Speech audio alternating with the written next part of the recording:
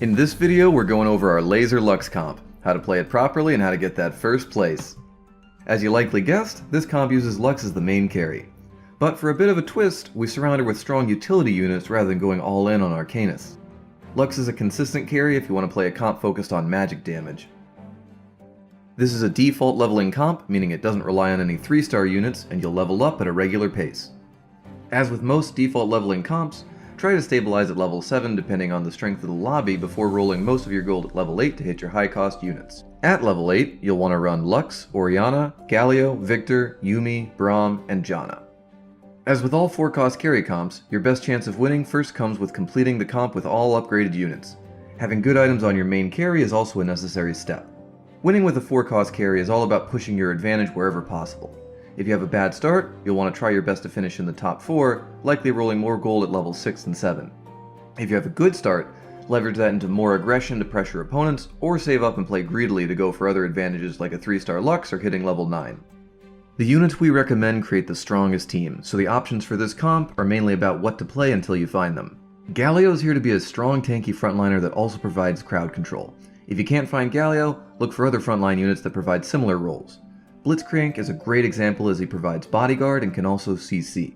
Since Galio is a Colossus, dropping him opens up 2 slots, letting you add another utility unit, a different high-end frontliner like Jace, or even just a second Blitzcrank.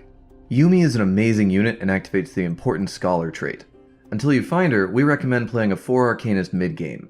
The extra firepower will make up for the lack of mana regen, and the spare Arcanist units will do some work before getting dropped for your stronger late-game units. Victor's in the same spot. Just use the strongest Arcanist you have until you find him. Moving on to our HEXTECH augment section, Arcanist Heart and Soul help you reach breakpoints earlier in the game and can also give you more late-game options with what units to run. If you can't find your high-end units like Galio or Yuumi, these augments will help you reach higher tiers of Arcanist so your team can still be strong. Runic Shield can be great if you know you're committed to Arcanist. The shield will help them survive just a bit longer, allowing them to cast more spells. This will be stronger if you have more Arcanists on your team, so keep that in mind.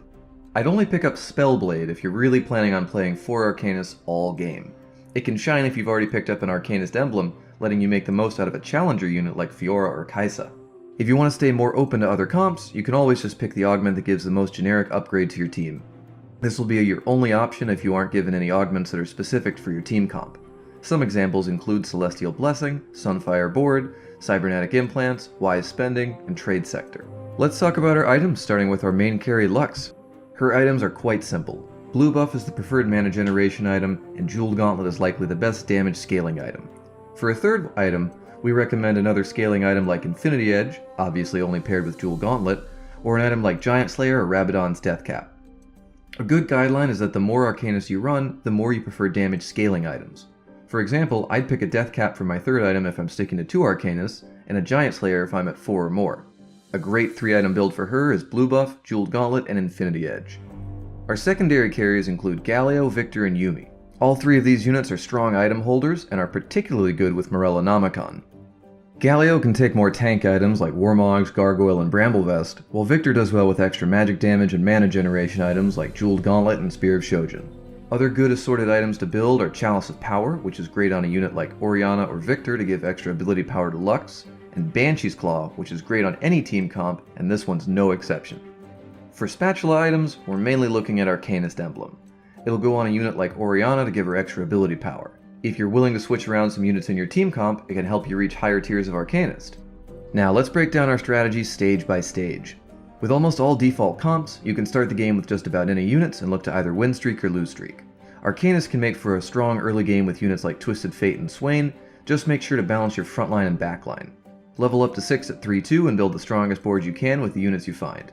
Continue making your team stronger while picking up core units you find along the way. You can start picking up stronger Arcanists like Vex or other generally strong frontline-backline units. Level up to 7 at 4-1. If you need to stabilize, you should roll down a bit in order to find and build a strong team. If you're healthy or strong enough to hold off, wait until level 8 to roll down. You can try to find at least 1 copy of Lux here if you need to stabilize. Otherwise, you can continue saving up for level 8. Level up to 8 at 5-1 and roll down to complete your team. Just like the other comps, we want our main tank and crowd control unit to be front and center. Lux goes in the corner and is surrounded by other units to be protected. We attach Yuumi to Galio so she's in close range of enemies for her ability. Here's a great early game start for Arcanus, as you have solid damage in frontline along with Yordle for some extra economy. That'll give you everything you need to know to win with our Laser Lux comp. Remember, you can follow along with this guide in game with our TFT overlay, so make sure you download that and bring it with you into your next game.